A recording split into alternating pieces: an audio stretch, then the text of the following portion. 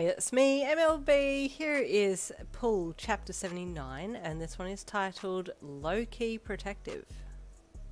Hezashi watched as Aizawa left, knowing that the messy-haired teacher was very much put out by the thought of his friend dating the woman he was still deeply in love with, but he was determined to stick to his guns.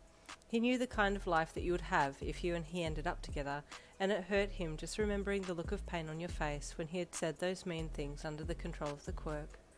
I've done what's best for her, he thought, as he walked home with his head down. She'll find happiness elsewhere, in time. His heart stung as he thought the last line, but he was a strong man, used to pain.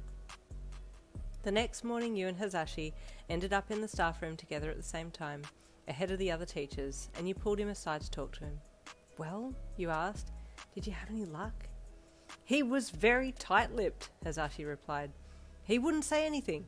But I did ask if it was okay for me to ask you out, and he didn't say anything, but his body language screamed, no! He threw his hands up in an X shape across his body. Something, I guess, you replied, a little lifted by the fact that Aizawa still had feelings for you. I would like to test it further and flirt with you this morning when he comes in to see if he stops me, Hezashi replied. Is that okay?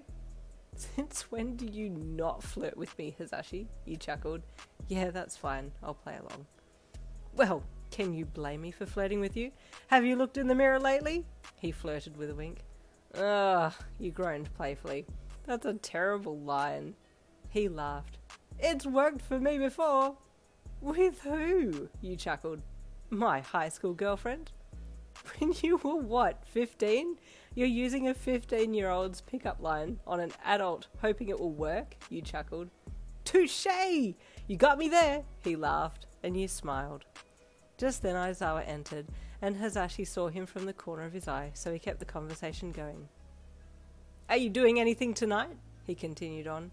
You glanced at Aizawa, then back to Hezashi, who raised an eyebrow at you. No, I don't have anything on. Miss Lin, Aizawa said sharply. We need to go to class now. Oh, he said quickly. I'll be right there, Aizawa.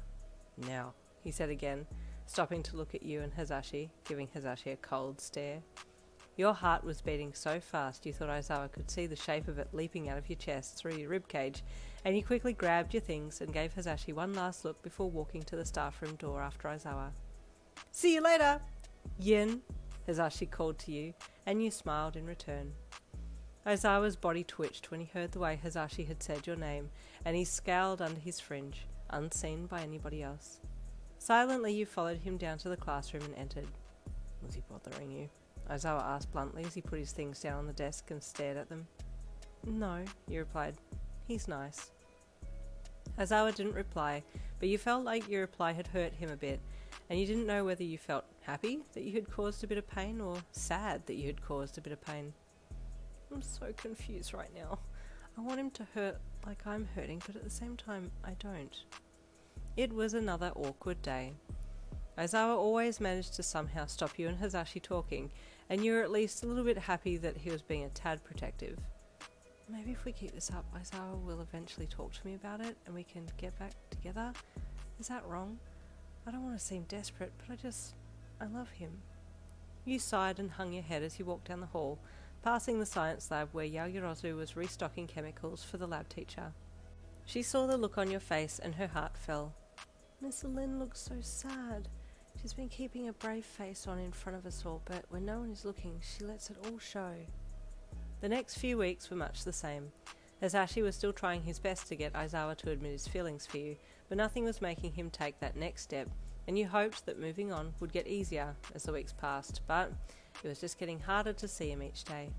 You know what? Hezashi announced one afternoon in the staff room. We need to have a staff night. We all need to go out and have a drink. When was the last time we all got together like that? I'm in, Namuri called happily, raising her hand. Caller on line 1 is on their way to Disney, Hezashi called loudly. I thought it was drinks, Namuri asked in confusion. He slipped into his radio persona, he chuckled to Namuri. I'm in on the staff night. I haven't had a chance to hang out with all of you since starting here. Let's do it then, Hezashi said loudly. Shota, you come as well? No, Aizawa replied from his desk. I have to sleep. Come on, Hezashi cajoled. You need to live a little. No. Aizawa promptly got up and left the room, sending an awkward silence around. He'll come, Hezashi said brightly. I know he will. You hoped he would come, but at the same time if he didn't, that would be okay too. It was hard seeing him.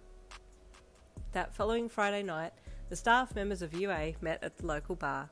There were so many teachers that you hadn't met there yet, and it was taking you a while to get around to introduce yourself to everyone. Naturally, you were dressed up to the nines, going all out on your look for the evening. You hadn't seen Aizawa yet, and had started to breathe a sigh of relief that maybe it would be better if he didn't come after all, so that you could enjoy the evening. But as you got your drinks from the bar and turned to go back to the table that had Hezashi and Namiri sitting at it, you bumped into a well-dressed man with his hair tied back in a bun. Oh, I wonder who the well-dressed man with his hair tied back in a bun could be. We'll have to stick around for chapter 80 to find out who it is.